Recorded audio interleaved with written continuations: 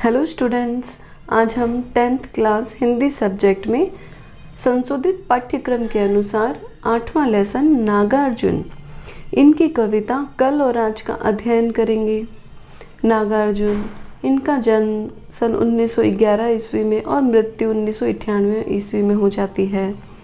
हिंदी और मैथिली के अप्रतिम लेखक और कवि नागार्जुन का जन्म बिहार राज्य के दरभंगा जिले के सतलखा गांव में हुआ था। उनका मूल नाम वैद्यनाथ मिश्र था। आरंभिक शिक्षा संस्कृत पाठशाला में हुई। फिर अध्ययन के लिए वे बनारस और कोलकाता गए। 1936 में लंका गए और वहां बौद्ध धर्म में दीक्षित हुए। उन्होंने हिंदी साहित्य में नागार्जुन तथा मैथिली में यात्री उपनाम से रचनाएं की है। नागार्जुन ने कविता के साथ साथ उपन्यास और अन्य गद्य विधाओं में भी लेखन किया। उनका संपूर्ण कृतित्व नागार्जुन रचनावली के 7 खंडों में प्रकाशित है। उनको हिंदी अकादमी दिल्ली का शिखर सम्मान, उत्तर प्रदेश का भारत भारती पुरस्कार तथा बिहार के राजेंद्र प्रसाद पुरस्कार से भी सम्मानित किया गया।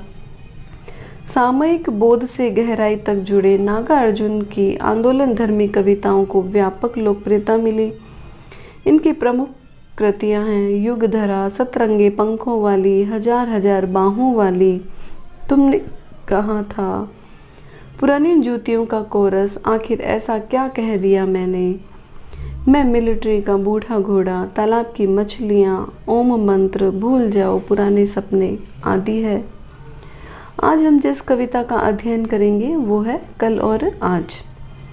नागार्जुन की कविता कल और आज ग्रीष्म के घोर तपिश भरी दुर्हता के पश्चात वर्षा ऋतु के सहज और मन भावन आगमन का वर्णन करती है।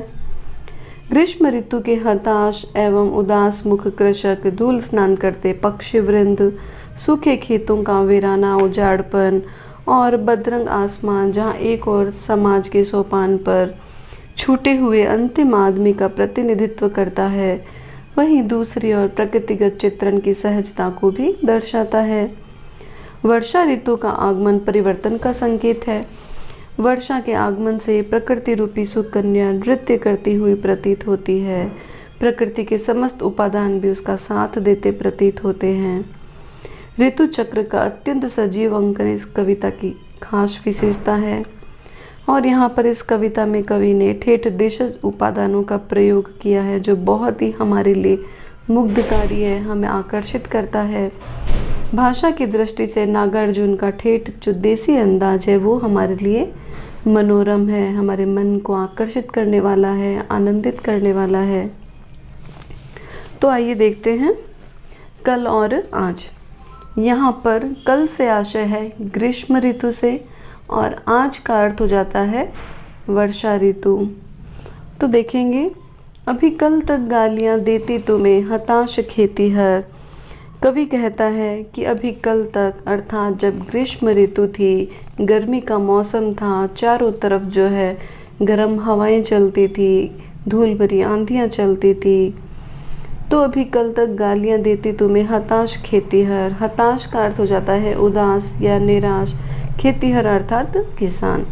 तो जब गर्मी का मौसम था तो निराश और उदास किसान जो है वो तुम्हें से अर्थ हो जाता है यहाँ पे ग्रीष्म ऋतु को। तो निराश किसान जो है वो ग्रीष्म ऋतु को अभी कल तक गालियाँ देते थे। अभी कल तक धूल में नहाते थे गौरैया के झुंड, और अभी कल तक जब गर्मी का मौसम था, धूल भरी आंधियाँ चलती थी, चारों तरफ जो है तापमान अत्यधिक बढ़ा हुआ था, तो गौरैया पक्षी के जो झुंड है वो धूल में नहाते थे। और अभी कल तक पथराई हुई थी धनहर खेतों की माटी। पथराई का मतलब हो जाता है पत्थर के समान अत्यधिक कठोर।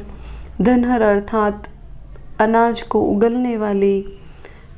तो कवि कहते हैं कि अभी कल तक अर्थात जब गर्मी का मौसम था तो अन्न को उगलने वाली, अनाज को उगलने वाली जो खेतों की मिट्टी है वो अत्यधिक कठोर और शुष्क हो गई थी, पत्थर के समान हो गई थी, क्योंकि ग्रीष्म ऋतु में जो है तापमान अत्यधिक होने के कारण अपनी जो ज़मीन है, अपनी जो भूमि होती है उसकी शुष्कता बहुत कम हो जाती है। तापमान अधिक होने के कारण वो पृथ्वी की जो नमी है, जो मिट्टी की नमी होती है, उसको सोख लेता है। इसीलिए अभी कल तक जब गर्मी का मौसम था तो हमारे खेतों की जो मिट्टी है वो पत्थर के समान कठोर हो गई। अभी कल तक धरती की कोख में दुबके पड़े थे मेंढक। और आगे फिर कवि कहते हैं कि जब गर्मी का मौसम था तो मेंढक जो है वो धरती की गोद में, कोख में, अर्थात पृथ्वी के ज़मीन में जो है दुबके रहते थे, गर्मी से बचना चाहते थे। अभी कल तक उदास और बदरंग था आसमान, और अभी कल तक जब तक गर्मी का मौसम था तो आसमान जो है बिल्कुल उदास और बदरंग था, शुष्क था, उसमें कोई जान नहीं थी, कोई नयापन नहीं था, क्योंकि चारों तरफ जो है गर्मी का मौसम था तो तापमान अत्यधिक होने के कारण धूल भरी हवाएं चलती थी। तो इसीलिए जो आसमान है उसका रंग फीका, उदास और शुष्क था, उसमें कोई जान नहीं थी। फिर आगे कवि कहते हैं, और आज ऊपर ही ऊपर तन गए हैं तुम्हारे तंबू।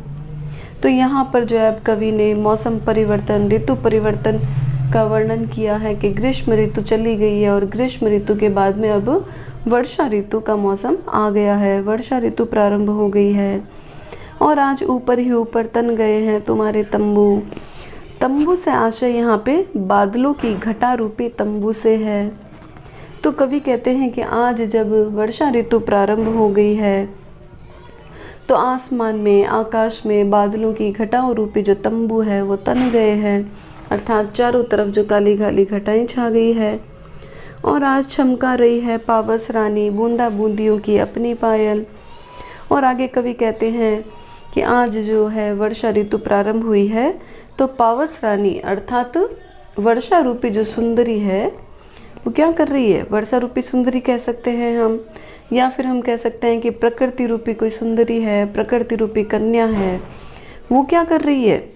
जब वर्षा ऋतु हो रही है, वर्षा की बूंदें छम छम गिर रही है, तो कवि ऐसी कल्पना करता है मानो प्रकृति रूपी सुंदरी जो है, प्रकृति रूपी जो कन्या है, वो वर्षा ऋतु के छम छम के माध्यम से अपने पायल को छमका रही है।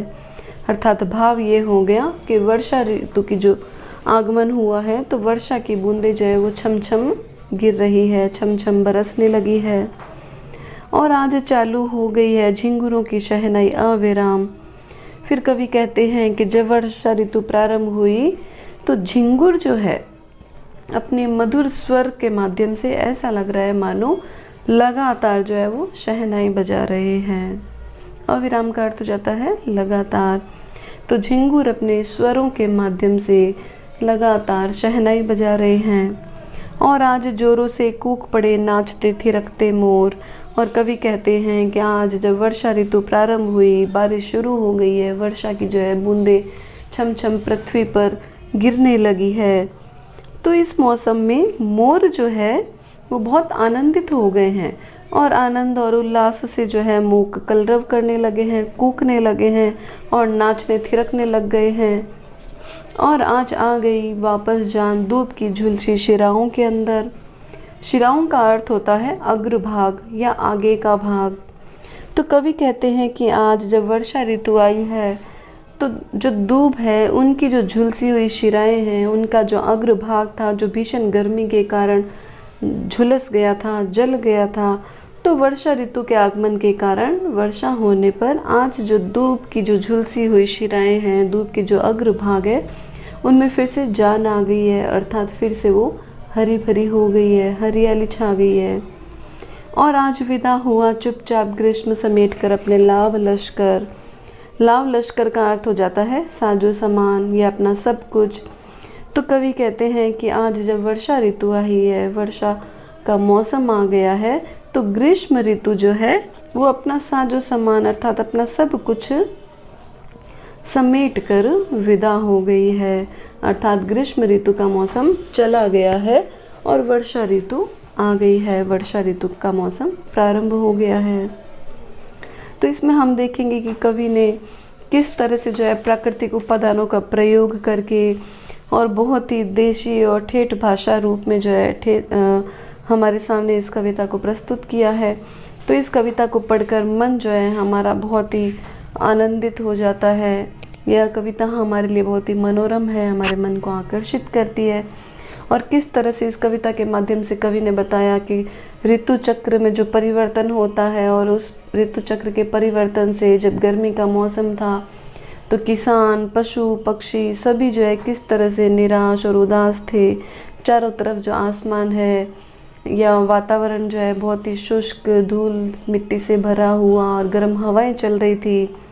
लेकिन जैसे ही मौसम परिवर्तित हुआ और ग्रीष्म ऋतु समाप्त हुई और वर्षा ऋतु का आगमन हुआ तो चारों तरफ जो है काली काली घटाएं छा जाती है। प्रकृति रूपी सुंदरी जो कन्या है वो वर्षा की जो बूंदें गिर रही है, छमछमा रही है, तो ऐसे लग रही है प्रकृति रूपी कन्या जो है वो अपनी पायल को छमछमा रही है।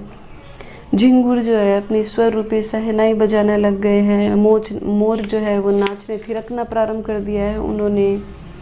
तो इस तरह से जो है प्रकृति का कवि ने ऋतु चक्र परिवर्तन के माध्यम से ग्रीष्म और वर्षा ऋतु का दोनों का ही बहुत ही सुंदर और मनोरम वर्णन हमारे सामने किया है।